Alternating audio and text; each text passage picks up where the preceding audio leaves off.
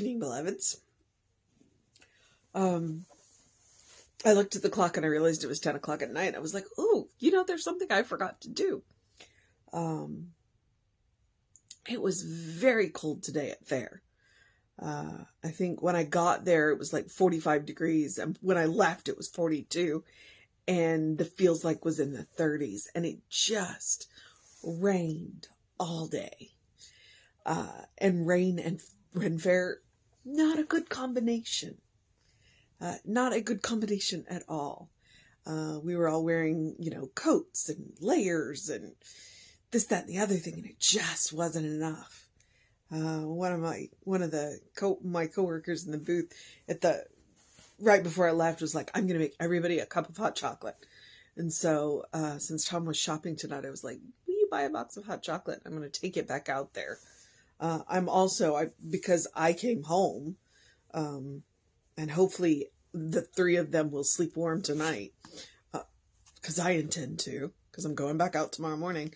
I made chili tonight, and so I'm going to take the chili back out there so that they can have chili for lunch. I'll warm them back up. It's not supposed to rain tomorrow, and it may get into the 50s tomorrow. We'll see. Okay. So I'm going to put my glasses back on. It is November 19th. Our title is When We Love. The first quote is, and hereby we know that Spirit abideth in us by the Spirit with which it hath given us. The essence of love. Oh, sorry, that was 1 John 3:24.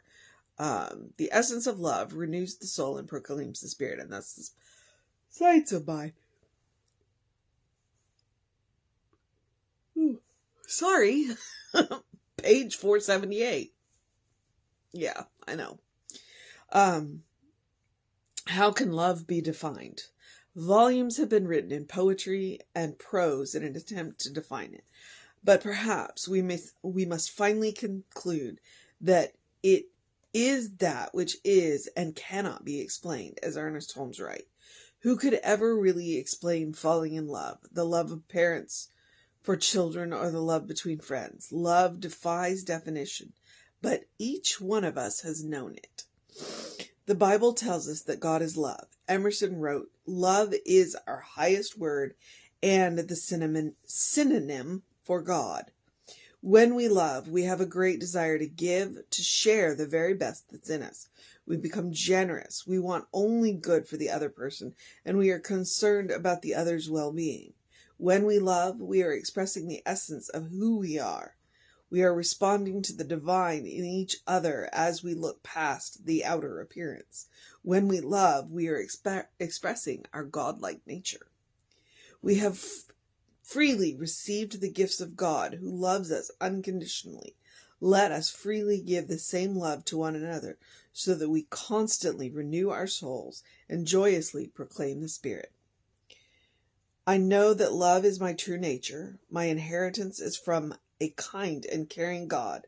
Today, I look at everybody and everything in my life through the eyes of love, and I am blessed. Thank you, God. And that is J.A. That is Jean Anderson. All right, she had a line in here. Where was it? When we love, we are expressing the essence of who we are. One of the things that Reverend Jesse has taught, that I fully ascribe to, is that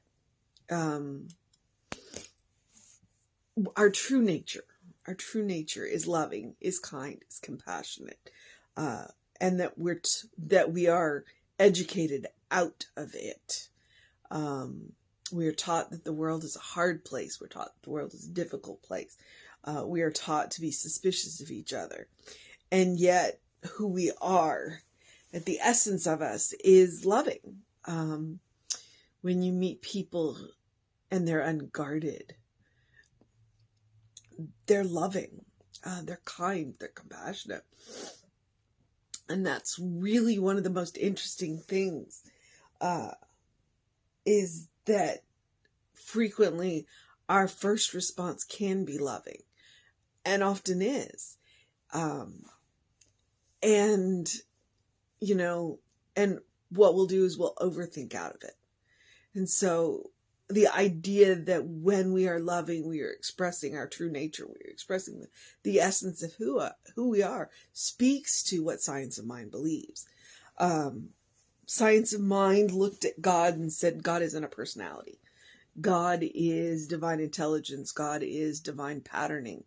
God is absolutely everything around us. And therefore, when we look into each other's eyes, we're seeing God looking back at us. And when you can do that, it does make you more compassionate. And that's one of the reasons why I say it. I say a number of the things that I do. You'll never look into the eyes of someone that God doesn't love. It's one of my favorites, and I forget who says it. I don't even know where I got that quote from, but because that's who I believe we are. We are children of spirit. We are children in spirit. And when we do the work to remember who we are, I think we behave better. We make better choices. We get along with each other better because we recognize ourselves in each other, and we recognize that we're all made of the same stuff. And that's super important, to recognize that we're all made of the same stuff. That we all share the same spirit.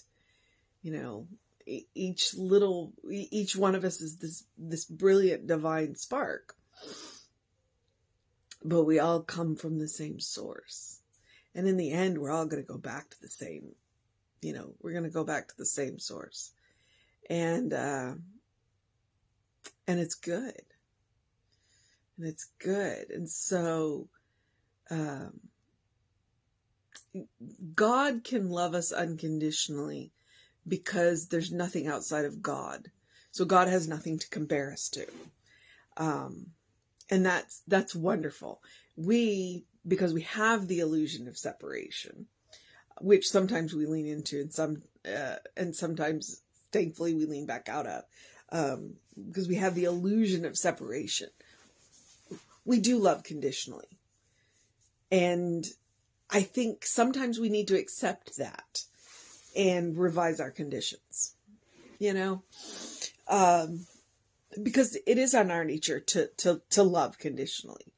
And I think we need to acknowledge that and change our conditions. What the condition for me to love you is that you are a beloved child of God, that you are a godling, that you are a spirit, that you are a divine spark. That's all the condition I need to love you. Now, the interesting thing about that is just because I love you doesn't mean I have to like you. Okay. And that's one of those things where, wait, what? How can you love me and not like me? It's actually fairly easy. Because if you are not behaving in a loving, kind, and compassionate way, then I can love you, but I can not care for your behavior, and I can keep myself out of the reach of your behavior. So, just bear that in mind, especially if there are people in your life that you love, but their behavior isn't on point. You can still love them, but you do not have to put yourselves within the reach of their behavior. And I say that because as a woman, I'm particularly sensitive to that. Women are conditioned to accept behavior that isn't okay because we're supposed to be, loving and nurturing and what have you. And it's like, yeah, I can be loving and nurturing and all of that, but I don't have to put up with the bad behavior. So when we talk about love, I always want to put that caution in. Just because you love somebody doesn't mean you have to put up with their bad behavior. Just because you love somebody doesn't mean you have to submit to their behavior.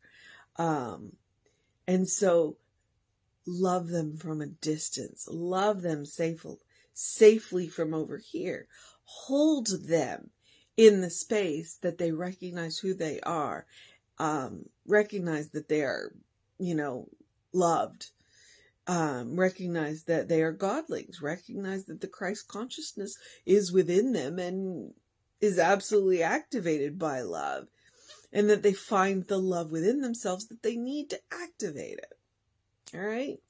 So, and that just went a whole different direction than I probably intended to, but it's late and I'm tired and it's been cold and I am about to snuggle down under a heavy blanket, and get some good sleep because I'm going to get up and do it all over again tomorrow.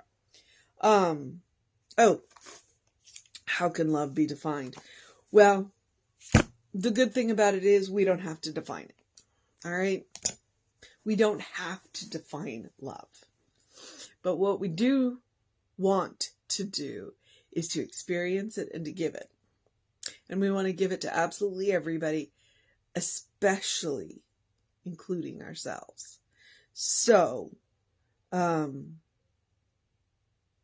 mission today, should we choose to accept it? Ooh.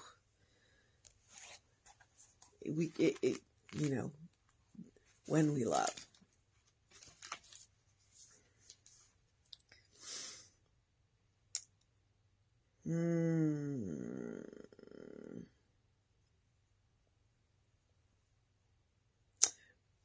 When we love, we are expressing the essence of who we are. We are responding to the divine in each other as we look past the outer experience. So the mission today, should we choose to accept it, is to do just that, to look past the outer appearance and see the divine spark within the living being, regardless of what is going on, okay? It's asking us to look with our heart instead of our eyes, to look with our soul instead of to see the soul instead of the material. And sometimes when we're willing to do that, we see things that are unexpected and beautiful. And the more we practice that, the better the world will be. All right. I'm clearly tired. So I am going to move into the spiritual practice. I encourage you to have a bank of spiritual practices, a card deck of spiritual practices. But the one that I always, and it feeds right into what today's topic is. The spiritual practice of doing something loving for yourself, doing something kind for yourself, doing something compassionate for yourself. Well, in this case, that happens to be go to bed early. My alarm is going to go off very early. I'm going to be out in the cold again tomorrow for a good portion of it. So I'm going to go to bed, to a nice warm bed, and sleep. And that is loving, and that is kind, and that is compassionate, and it is for my body as it is for my coworkers, because then I will be more awake and attentive tomorrow. The cold really does just sap all of your energy. And when I say cold, it was only 42, but it was wet. It was wet. So, loving, kind, and compassionate. I remind you that it's two things. It is one about self-care, and two, it is about joy. All right. Sorry, I just threw myself off my own game. When we practice love, kindness, and compassion, it is absolutely about making sure that we are making time for joy in our lives. Thank you, Michael. Yes. It does. So make sure that as you are practicing loving, kind, compassionate acts, that they are opening your life up to joy. That's one of the reasons why one of the things that I occasionally suggest is to eat dessert first. And even if you don't eat dessert first, even if you do eat a good, healthy dinner, make sure you enjoy dessert. That cup of hot chocolate that my coworker made right before I left for all four of us was wonderful because we could feel the heat in our chest. And it had just hit that part of the day where we were all really cold. And that was the most loving, kind, and compassionate thing that she could do. And she did it for all of us. Not just herself, not just for us. She did it for all four of us. Of course, she also got to stand back by the heater while she was doing it. So, we know. And that's that joy. That's that joy. So take a walk, take a nap, take a deep breath. Like I said, eat dessert first. Make room for joy. It's part of love. And the usual things apply. Do something to engage your mind and your body. Drink plenty of water. I did not drink enough. I need to make sure I did take my trace minerals though. It's hard to drink water when it's cold. It's hard to drink anything when it's cold. Especially when, get that early in your day bright light. There was not, because it rained all day. It was cloudy. That first bright light was very helpful to get me going in the morning. And that's science. That's your circadian rhythm. So bear that in mind. Early in your day bright light resets the hormone cycles. You'll sleep better at night. You'll have more energy during the day. Science. And then the other usual thing is, in the words of Ernest Holmes, open the windows of your soul. Allow the breath of heaven to remind you, you do live in heaven right here, right now, because it's a state of mind. It is a state of consciousness. And when we realize that, the most amazing thing that opens up for us is the reality that we can create heaven wherever we are. So heaven isn't a place, it's any place, because we literally create it for ourselves. And we can learn to create it with each other. All right.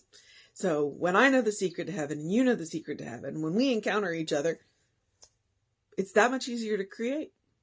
And love goes a long way into that state of mind that creates heaven. So the more lovingness that we can practice, the better. So, definitely it's a worthwhile work on all the time project. It's really, honestly, it's probably one we never really set down. But occasionally we need to make sure we bring it to the forefront of our consciousness. And we can always take Emma's advice. Look for the good and praise it. All those little goods add up. Absolutely add up. Okay. I'm tired. I know I'm tired. So here's where I will do the social media part. We are Creative Life Spiritual Center. We are Creative Life Spark. I'm the running Rev Ryan on the social medias that we are on. I try and post really interesting things, which I just kicked something over to our Facebook page from Unity about small ways to incorporate kindness in our life. So, hey, I have a watchword and it's kindness. So I'm always on the lookout for new ways to do that. So, go give that a like and a share. And if you want to know what's going on with the center, email info@creativelife.org. That will get you on the constant contact.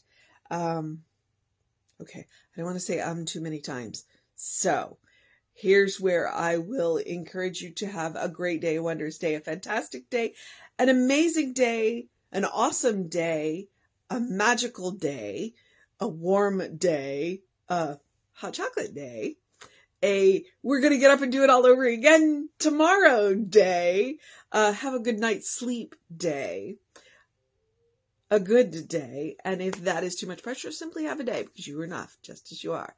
As I have reminded you before and will continue to remind you, you are a divine spark. You are a bright light. You are a beloved child of God, and whom God is well pleased and well represented. Sometimes you are the only Bible that someone will ever read. Do they meet the God of your understanding in your behavior? It's a question we want to ask ourselves. So Yes. Before I get off into that theological cat's cradle, tomorrow is Sunday. Normally, what I would say is, I'll see you at 9 a.m. We'll have an amazing service for you at 11. But I'm going to go work the Renaissance Festival. So, we will have an amazing service for you at 11 a.m. And all the usual suspects will be there except for me. David is going to sub in for me. Blessings upon the people who are at our center that could give me the time to go and support Laura. And skip out on my church duties 2 weeks in a row. Woof. Well, not all of them. I'll still get the video up on YouTube because Tom's going to take the computer in and bring it home for me.